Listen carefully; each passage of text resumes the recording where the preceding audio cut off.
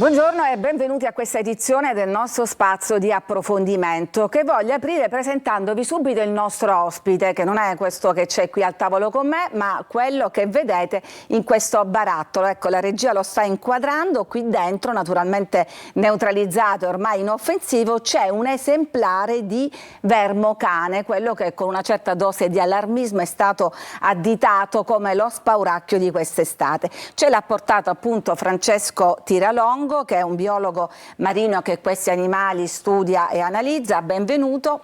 Ciao Lorena, grazie per questo invito. Vedo d'altronde amici e colleghi qui collegati che si sono appunto sì, seguono. Perché appunto siete in tanti, avete creato un team per studiare questo tipo di esemplari e ci colleghiamo anche con Michela D'Alessandro dell'Istituto Nazionale Oceanografico. Benvenuta. Buongiorno, salve. E poi parleremo anche con un pescatore, perché è vero che non sono carini, anzi direi che sono abbastanza bruttini, ma più che questo fanno danno, questi vermocani fanno Assolutamente danno. Sì, per la pesca artigianale sono un problema in quanto c'è un danno economico, come certo, possono testimoniare. Infatti ce lo spiegherà, ne parleremo con Alfonso Barone, che è un pescatore di Marzamemi. Benvenuto. Ecco, se ci sente o se... un po' frizzato. Tra poco torneremo anche da Barone. Salve. Benvenuta anche a lei. Allora, intanto Francesco Tiralongo, facciamo una prima assicurazione. È vero che sono bruttini, che insomma sono anche urticanti, sono un po' nocivi alla salute. Assolutamente fastidiosi, però diciamo qualora che avviene non il frequentano contatto. le nostre spiagge. No, assolutamente no, è una specie che predilige substrati rocciosi o comunque miste, però nelle spiagge frequentate diciamo dalle attività legate alla balneazione non c'è almeno in linea teorica nessun rischio di entrare in contatto con questi organismi qui che prediligono appunto substrati ben diversi. Quindi tutti questi allarmismi per quanto riguarda la balneazione insomma sono appunto degli allarmismi inutili che vanno assolutamente ridimensionati. Cioè non c'è il rischio di incontrarli mentre si fa una bella nuotata, non c'è il rischio... meno che la nuotata non avvenga su substrati misti, quindi sabbia e roccia o rocciosi in cui chi si fa il bagno o l'immersione in quel momento entra in contatto con il substrato, perché comunque è un animale bentonico che sta a diretto contatto con il substrato, non si stacca da esso, a meno che appunto che non si entri in contatto col substrato roccioso misto, questo rischio sostanzialmente non c'è. Ok, intanto vediamo l'altro filmato che riguarda appunto il vermocane, mentre qua stiamo vedendo un'altra specie di cui parleremo più avanti. Sì. E intanto vado da Michela appunto D'Alessandro. Allora, perché comunque sono insomma un po' pericolosi anche per l'uomo? Che cosa possono rappresentare? Che tipo di minaccia? Sono pericolosi per l'uomo, ma come appunto ha già detto bene Francesco, fondamentalmente per la categoria dei pescatori, perché all'interno delle setole contengono delle sostanze urticanti che possono dare dei fastidi temporali, diciamo locali, quali bruciori, edevi, intorpidimento locale. E per questo sono diciamo pericolosi per l'uomo, che deve cercare appunto, come ha ben detto Francesco, di non toccarli assolutamente se li vede in acqua. Ma questa diciamo è la prima regola fondamentale di chi va in acqua, diciamo dei sub che non degli fanno altri, di non venire toccare voglia nulla. di andarli così a accarezzare, ecco, non viene Ad voglia. accarezzare, sì, ecco. E invece c'è chi li deve toccare per forza, per motivi di lavoro, no? Come Alfonso Barone. Queste sono delle foto che ci avete inviato voi e si vede appunto tra le maglie della rete questi vermocane che praticamente il vero problema è che sono voracissimi e si mangiano in poco tempo tutto il vostro pescato, no Alfonso? Alfonso in questo momento non c'è. Allora torniamo da Francesco. Diciamo che però questa non è una specie aliena, sono sempre esistiti. Perché ne stiamo parlando oggi allora? Allora, se ne parla oggi perché comunque da qualche anno a questa parte, e questo diciamo è un dato eclatante, c'è un aumento in determinate località, soprattutto del meridione italiano, in primis in Sicilia, che ci hanno portato appunto ad approfondire questa problematica in collaborazione ad altri colleghi, ma soprattutto in collaborazione con i pescatori, che poi sono la principale categoria coinvolta, per andare a vedere se l'aumento di questa specie, che ripeto è stata sempre normalmente presente nel Mediterraneo, vada a impattare la loro economia. Quindi Ed diciamo che effettivamente questo intanto avviene. non è una specie aliena, ha sempre vissuto, solo che adesso... Esattamente, adesso abbiamo in corso questo progetto che si chiama Worms Out, guidato dall'OGS di Trieste. Infatti siamo stati invitati come Università di Catania a partecipare al progetto, diciamo, grazie a Michela. Sono coinvolti anche altri enti di ricerca come l'Università di Messina, di Modena e Reggio Emilia, l'area marina protetta di Milazzo e l'ISPRA di Palermo, e stiamo cercando con tutta una serie di metodologie che coinvolgono anche i pescatori tramite la citizen science o la conoscenza ecologica locale di capire effettivamente come è distribuita questa specie e in che modo va a impattare determinate attività della pesca artigianale. Allora, vedo che Alfonso è ritornato, speriamo che il collegamento funzioni. Allora, Alfonso, dicevamo che voi di questi pesci ne trovate tantissimi nelle reti e li dovete anche maneggiare. Sì, salve. Sì, è diventato un problema adesso, perché intanto stanno aumentando in maniera esponenziale, cioè ormai in una battuta di pesca il pescato facciamo metà che lo prendiamo buono, ma metà va buttato perché questi si mangiano tutto. E non solo, lo dobbiamo maneggiare, siamo sempre in contatto con questo verme, fa male alla pelle, le setole, quando c'è un po' di vento negli occhi. Il problema adesso sta diventando serio. Ecco, Con il le stiamo vedendo il dettaglio delle setole, queste ciglia di questi vermi che poi quando vengono tirati fuori dall'acqua possono anche volare, no? Quindi possono urticare. Sì, anche... ma rimangono dappertutto, nei pantaloni, nelle parti della barca, magari ci sovviene un braccio e sei sempre pieno di bruciore tutto il giorno. Già la pesca è abbastanza in crisi, adesso si ci mettono anche loro e quindi sta diventando un problema serio. Un problema. Michela, voi avete Sì. studiato anche diciamo, queste sostanze urticanti, mi viene in mente le meduse, ecco, sono simili a quelle delle meduse? Io per fortuna non sono mai stata punta dal vermocane, ma so che chi ha avuto la sfortuna di testare entrambe le punture ha riportato, diciamo, dei sintomi leggermente più forti rispetto a quello delle meduse. No, ma noi non volevamo che voi faceste da cavia per questo tipo no, di esperimento, no. Semplicemente ecco, come studio capire che tipo di sostanza urticante è, insomma, abbastanza L'Università potente. di Modena e Reggio Emilia ha portato avanti uno studio e ha caratterizzato delle molecole che l'hanno definito carunculine, all'interno delle quali appunto ci sono differenti composti che sono proprio quelle che generano il rossore e tutti i sintomi di cui abbiamo parlato in precedenza. Ecco, qual è lo scopo di questo studio che state portando avanti in questa rete di enti? Lo scopo di questo studio è quello di creare una mappatura a livello nazionale sulla distribuzione di questo polichete, non solo per quanto riguarda appunto la presenza e assenza, ma anche diciamo, le caratteristiche ecologiche di questa specie, ad esempio su quali habitat è più frequentemente rinvenuto dai pescatori, che tipo di danno come quantità, cioè quant'è la percentuale di pescato danneggiato da questo organismo. Alfonso poco fa parlava di circa il 50%, ma sicuramente in alcune località può essere un po' meno, può essere un po' di più, può essere assente, può essere ecco, ma per molto esempio l'avete impattante. rinvenuto in tutte le coste siciliane o ci sono delle parti che predilige? Allora, diciamo che in linea generale per quanto riguarda le coste rocciose a substrato misto della Sicilia ormai è una specie onnipresente, con abbondanze variabili in base alla zona, però è una specie che praticamente, teoricamente la si può trovare ovunque ormai. Michela, qual è la causa di questa, diciamo, rapida proliferazione di questo tipo di specie? Pare che sia il riscaldamento delle acque. Come diceva Francesco, appunto è una specie che è da sempre, diciamo, presente nelle nostre acque.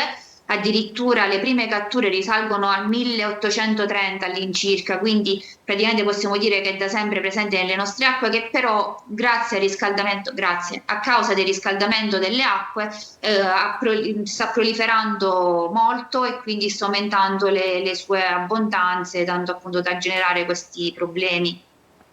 Ecco, qua ne abbiamo un piccolo esemplare Sì. che abbiamo fatto vedere, Sì. che è insomma poche decine di centimetri, Sì. però sono specie che possono arrivare anche a 1 metro. Sì, diciamo che eccezionalmente può superare i 50 cm, mi pare in letteratura la taglia massima riportata per questa specie è di 70 cm circa, quindi organismi di una certa dimensione. Ecco, uno degli scopi del progetto è anche quello di valutare la taglia media in base alle varie località. Ecco, Alfonso Barone, che cosa fate voi quando trovate a maneggiare? Che rimedi utilizzate? Cosa fate? Come vi proteggete? No, vabbè, lo tocchiamo sempre a mani nude comunque. Diciamo, nella parte Guanti sotto della no, mano. guanti non ne usate. I guanti perché c'è chi le usa e chi no, perché la guanda, poi soprattutto le setole rimangono di più nella guanda, quando poi devi toccare, diciamo, le parti del corpo sei più esposto comunque a essere punto. Invece a mani nude magari lo tocchi e ti sciacqui subito le mani e così poi mandi via le setole, diciamo, dalla pelle. È meglio non usare i guanti comunque. Quindi meglio non usare guanti. Volevo dire una cosa. Sì. Il vermocane, allora, da noi che c'è sempre stato, come diceva Francesco, ma adesso si prendeva solo in un periodo, diciamo, da primavera a fine estate, poi iniziavano le mareggiate a ottobre, novembre, dicembre iniziava il freddo e non se ne prendevano, fino così a maggio eravamo tranquilli. Adesso è tutto l'anno, adesso si prendono sempre, quindi è cambiato molto in questi 5-6 anni. Quindi sono molti di quest'anno più, proprio- si trovano tutto l'anno e quindi già diventa una specie molto presente.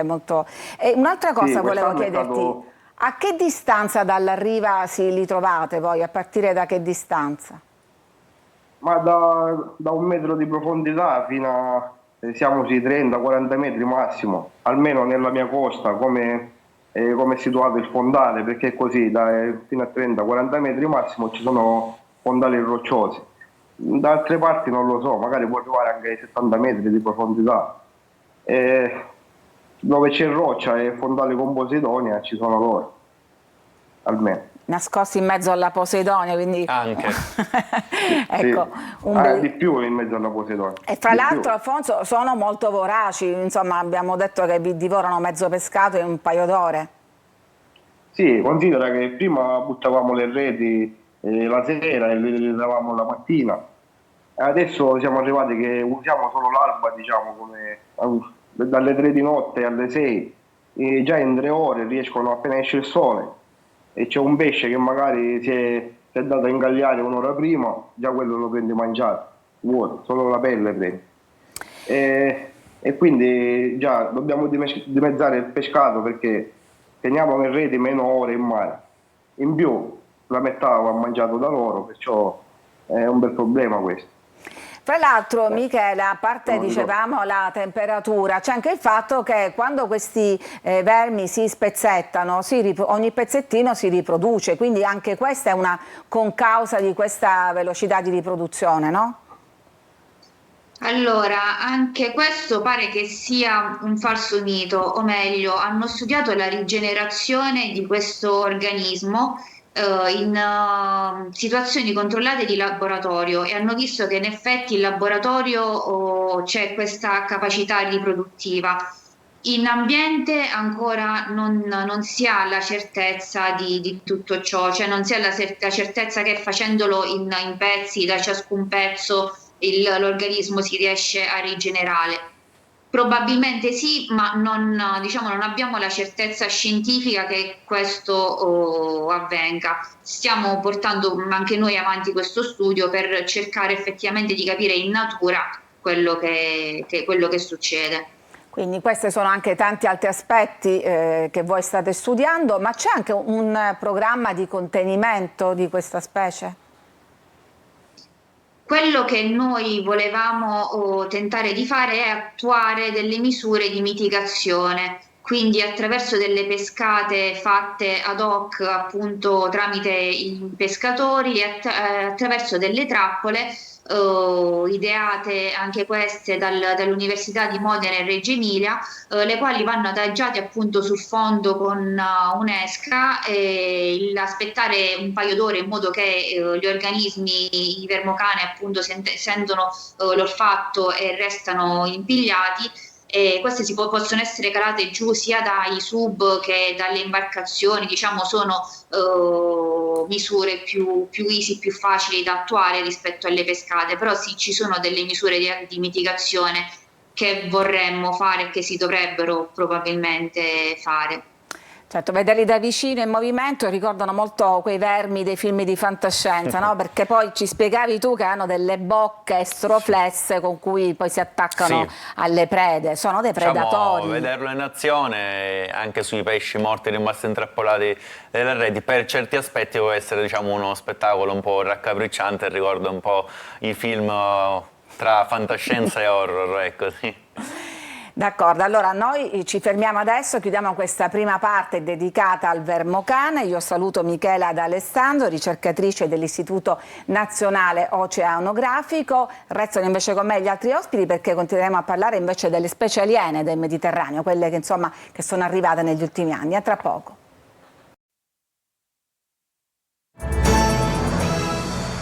Ed eccoci di nuovo in studio in attesa dell'estate, che ormai diciamo, possiamo dire è arrivata. Stiamo parlando dei predatori del mare come il vermocane, che abbiamo un po' ridimensionato questo pericolo perché abbiamo detto non frequenta sicuramente le spiagge ma soltanto le zone più con gli scogli. È stato fatto un po' troppo allarmismo non nuota, quindi insomma stare attenti a dove si poggia i piedi eccetera, ma crea un vero danno ai pescatori. Ma ci sono invece delle specie aliene, cioè che non appartengono ai nostri mari, che potrebbero costituire delle altre minacce, per esempio? Assolutamente, una delle minacce che si sta affacciando in modo sempre più prepotente lungo le nostre coste è il pesce scorpione, scientificamente noto come Pterois miles, che ha già colonizzato il settore orientale del Mediterraneo e da poco tempo è nota la sua presenza anche lungo le coste italiane, soprattutto coste del meridione, quindi di Sicilia, Calabria e Puglia, dove questa specie è stata osservata ancora per fortuna a quello che basse vediamo in questo densità. video. Esattamente, è proprio questo. Questo bisogna stare molto attenti. Molto lunghi, molto appuntiti, che sono un problema soprattutto quando questa specie, cosa che purtroppo prevediamo possa accadere nei prossimi anni, diventerà abbondante nelle nostre acque e pescatori come Alfonso, appunto facendo questo mestiere, essendo professionisti del mare, si imbatteranno con questa specie che rimane ammagliata nelle reti. Ma che cosa provoca questo pesce? Ma le punture di questa specie, da quello che viene riportato in letteratura, provano un non ti forte sei sottoposto dolore. neanche tu. No, e non ci tengo a farlo. No, in nome della non scienza. Ci tengo a farlo. Diciamo che in linea di massima la puntura non è letale, a parte forse qualche soggetto particolarmente sensibile che potrebbe quindi avvertire dei problemi un po' più seri. Però in linea di massima appunto si tratta di una puntura molto dolorosa che comunque può essere trattata senza, diciamo, ricorrere a interventi particolari dal punto di vista Alfonso Barone, sta ospedaliero. diventando sempre più pericoloso il vostro mestiere. Sì, infatti. Ma con gli scorfani, i draghi ne ci siamo punti, con questo no, e spero di non pungermi mai se un giorno lo dovessimo prendere, perché non sappiamo la reazione che possiamo avere al veleno di questi pesci.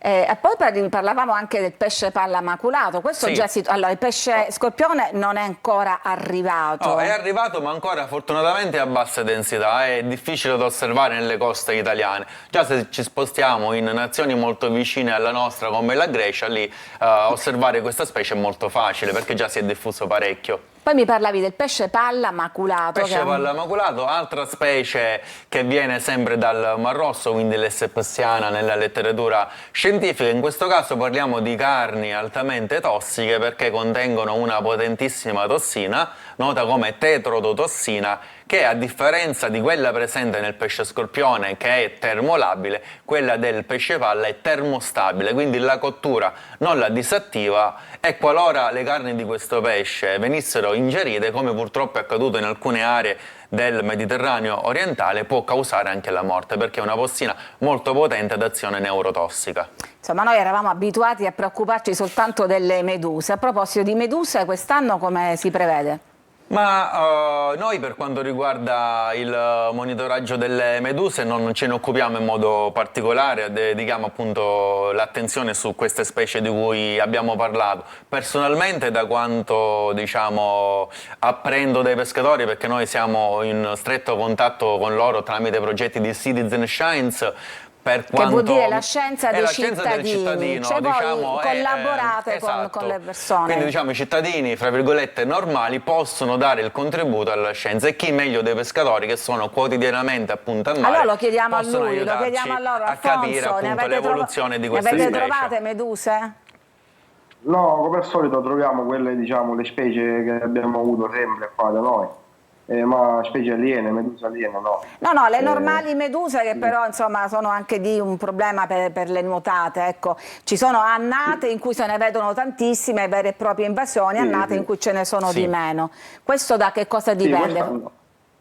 Francesco. Sì, ma diciamo che questa ciclicità caratterizza un po' tutte le specie in base alle condizioni più o meno favorevoli che si verificano ogni anno, che possono essere favorevoli per una specie e sfavorevoli per un'altra, quindi si verificano queste esplosioni, questi bloom in determinati periodi. Sono fenomeni molto difficili da prevedere, sia quando si possono verificare, sia una volta avvenuti se si protrarranno o meno nel tempo. Insomma. A proposito di specie aliena, se ne è parlato tantissimo del granchio blu. Sì.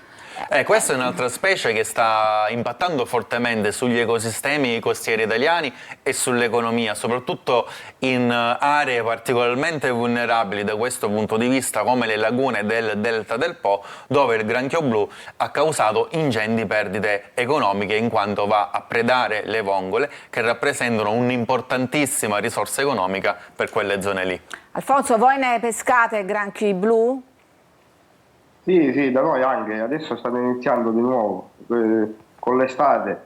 Da noi anzi vongole, diciamo, nella mia costa non ce ne sono. Ma il problema è che tagliano la rete, sto danno lo fanno anche loro, da noi. Già stanno iniziando, ho visto nella riserva di Vendica, che Francesco, ho visto un video l'altro giorno.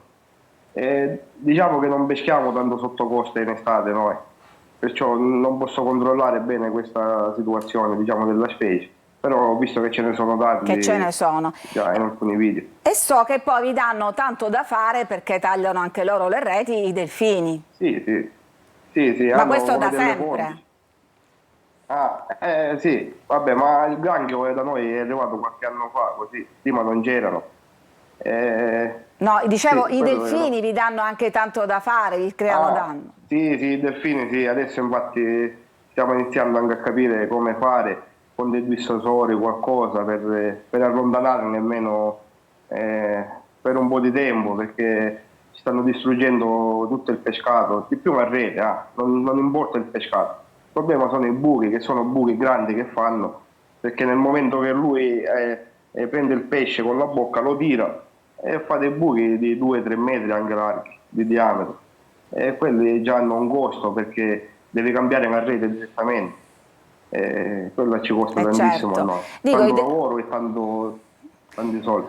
Francesco, i delfini ci sono sempre stati nei nostri mari, sono anche simpatici, quelli sì, lo possiamo dire. Sono animali estremamente intelligenti, e quando diciamo, diventano opportunisti nei confronti dei pescatori, giustamente per loro è molto più vantaggioso dal punto di vista energetico, diciamo così, andarsi a servire direttamente sul pesce rimasto intrappolato nella rete dei pescatori, piuttosto che andarlo a predare e quindi impegnarsi di più. Ma questa è una convivenza normale oppure anche lì c'è stato un cambiamento negli ultimi anni? Allora, diciamo che queste interazioni probabilmente ci sono sempre state, forse negli ultimi anni sono anche loro aumentate, perché poi noi direttamente non ci occupiamo molto dello studio di queste dinamiche legate ai cetacei. Ci sono dei colleghi dell'Università di Catania che lo stanno facendo e stanno collaborando con Alfonso e altri pescatori per capire appunto meglio, ma questo forse lo possiamo chiedere ad Alfonso per capire se c'è un aumento di questi cetacei e soprattutto un aumento delle interazioni con gli attrezzi da pesca. Alfonso, tu che ci dici? Sui delfini. Ma secondo me sì, allora hanno cambiato abitudine più che altro, perché ci sono sempre stati, attenzione, non è che là, siamo nel suo habitat, però secondo me adesso ti beccano tutti i giorni, prima era magari una volta a settimana, una volta al mese, c'era un periodo che ti prendevano e un periodo no. Adesso ormai tipo, sembra che da noi ci sia un gruppo che si è stabilito ormai qua sotto costa ed è tutti i giorni presente. Quindi se non ti prende oggi, domani è sicuro che ti prendono. E il problema è che sono ormai tutto l'anno stabilizzati qua nel nostro golfo, diciamo. E così la cosa non va più bene. Insomma, siete attaccati da tutti i lati, è diventato, dicevamo, un mestiere sempre più difficile. Il nostro tempo è finito, possiamo dire però che sarà comunque una bella estate, il mare non è soltanto degli uomini, sono quelli i loro abitanti. Sì. E quindi... Fortunatamente diciamo che ancora dal punto di vista della salute dell'uomo, dal punto di vista della bagnazione, fortunatamente i nostri mari sono abbastanza sicuri. Non siamo in Australia dove rischieremmo di incontrare degli squali, c'è veramente da avere paura. Noi invece possiamo cominciare a fare i bagni di quest'estate, quindi grazie ai nostri ospiti, grazie a te, Lorena. Grazie a voi che ci seguite da casa. Grazie. Buon pomeriggio.